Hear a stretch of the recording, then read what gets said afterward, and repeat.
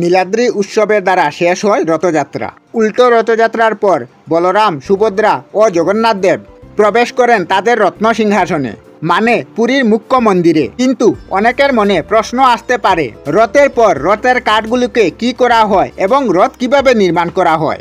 কারণ প্রতি বছর তো নতুন রথ তৈরি করা হয়, যা যুগ যুগ ধরে চলে আসছে। এই রথের এত কাঠগুলির গতি কি, তা নিয়ে আজ এই ভিডিওতে আলোচনা করব। প্রথমে বিধায়কনাথ বাপ্পা চ্যানেলে আপনাদেরকে স্বাগত। নমস্কার, আমি আপনাদের সাথে বিধায়কনাথ। তার আগে এই রথ বানানো নিয়ে দু একটি কথা বলছি। জানেন কি, কোনো রকম আধুনিক সরঞ্জাম ছাড়াই রথ কিন্তু বানানো হয়। নন্দীঘোষ দর্পদলন বা দেবদলন এবং তালুধ্বজ বা কবিধ্বজ, তিন রথের নাম।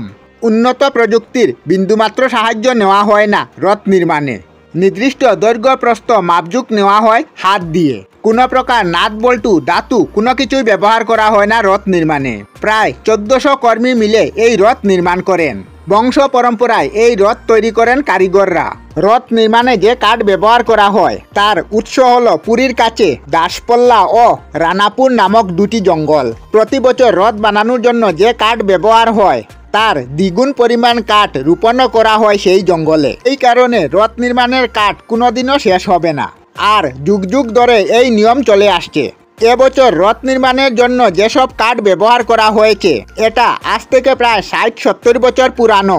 লাগানো চারা থেকে হওয়া গাছের কাঠ ব্যবহার করা হয়েছে, বা তার চেয়েও পুরানো গাছ হতে পারে। এখন প্রশ্ন হলো, রথের পর রথের কাঠগুলোকে কি করা হয়? কারণ রথগুলিকে তো প্রতি বছর ভেঙে দেওয়া হয় এবং নতুন রথ নির্মাণ করা হয় প্রতি বছর। রথের পর রথের কাঠগুলোকে নিলামে তোলা হয়। অনেক বয়স্ক মানুষ আছেন, তারা তাদের ছেলেমেয়েদের বলে যে তিনি যখন মারা যাবেন তখন তাকে যেন রথের কাঠ দিয়ে পুরানো হয়। এর জন্যও নিলাম হয় এবং তাড়াতাড়ি কাঠগুলো নিলামও হয়ে যায়। কেউ তার বাড়ি বানাতে রথের কাঠ ব্যবহার করে, তার জন্যও রথের কাঠ নিলামে উঠে এবং কিনে নিয়ে যায় মানুষগণ। অনেকে রথের চাকাকে পবিত্র স্মৃতি হিসাবে গড়ে রেখে দেয়, মনে করেন জগন্নাথ দেবের আশীর্বাদ সবসময় তার বাড়িতে থাকবে।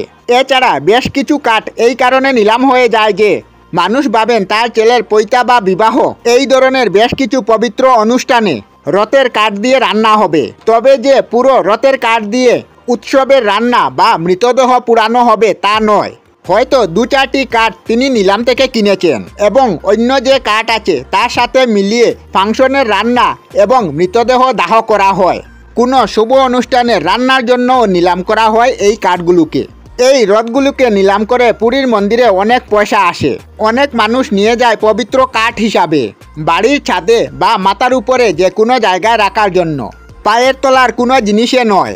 আবার কিছু কাঠ আছে নিলাম হয় না, সেগুলি জগন্নাথ দেবের অলৌকিক রান্নাঘরে পাঠিয়ে দেওয়া হয় উলনের জ্বালানো হিসাবে।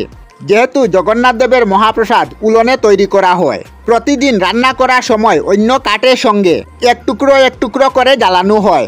এইভাবে কাঠগুলোকে ব্যবহার করা হয় যুগ যুগ ধরে এবং এই নিয়ম চলে আসছে। তাহলে এই হচ্ছে মূল বিষয়।